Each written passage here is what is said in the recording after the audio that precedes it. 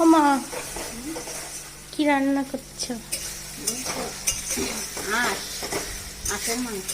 হাঁসের মাংস।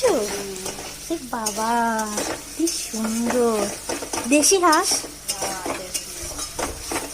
আজকে তো সেই খাওয়া দাওয়া হবে।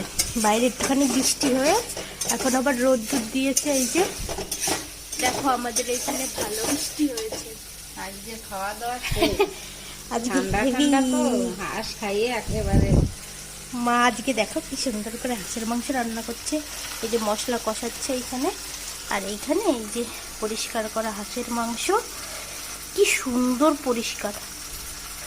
বাড়ি পরিষ্কার করলে এরকমই হয়, হেব্বি সুন্দর করে পরিষ্কার হয়েছে।